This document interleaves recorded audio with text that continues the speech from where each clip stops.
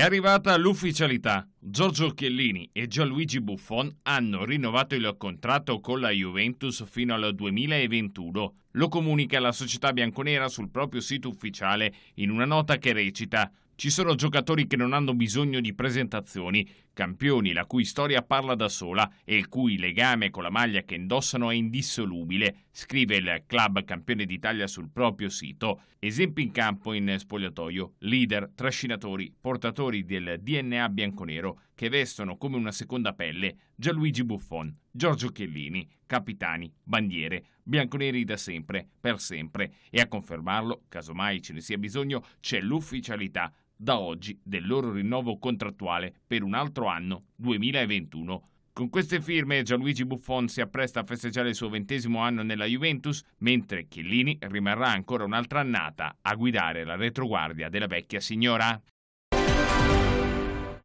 Dopo le partite disputatesi nella 28ª giornata, il giudice sportivo di Serie A ha diffuso i nomi dei giocatori costretti a fermarsi per il prossimo turno di campionato. Una giornata di stop più un'ammenda di 10.000 euro per Juraj Kucka del Parma, per protesta nei confronti degli ufficiali di gara, terza sanzione, e per aver inoltre al 39° del secondo tempo assunto in modo concitato un atteggiamento irrispettoso nei confronti dell'arbitro. Stop forzato anche per Berni dell'Inter, Felipe della Spal, Kumbulla del Verona, Malinovskyi dell'Atalanta e Pellegrini e Veretù della Roma. Arkadiusz Milik a Roma e Cengiz Under a Napoli. Potrebbe essere questo l'epilogo estivo che porterebbe l'attaccante azzurro all'ombra del Colosseo e l'esterno giallo-rosso a quella del Vesuvio. Si sa però, le trattative di solito vanno in porto quando entrambe le parti si trovano d'accordo, raggiungendo quello che in economia prende il nome di punto di equilibrio.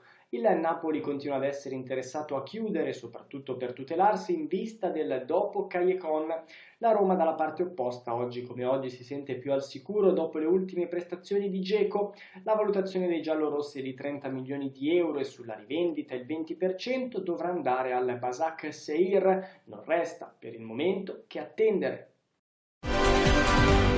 Come era facilmente immaginabile, in casa Atalanta non sono piaciute per niente le dichiarazioni di Zdeněk Zeman.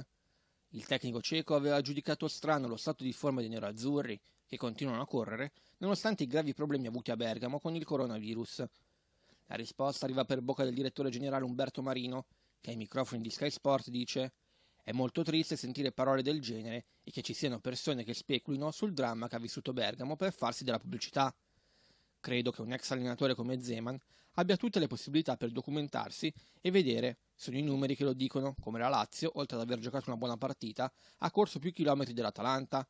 Voglio evitare qualsiasi altro commento, credo solo che debba chiedere scusa non tanto all'Atalanta ma alla città di Bergamo».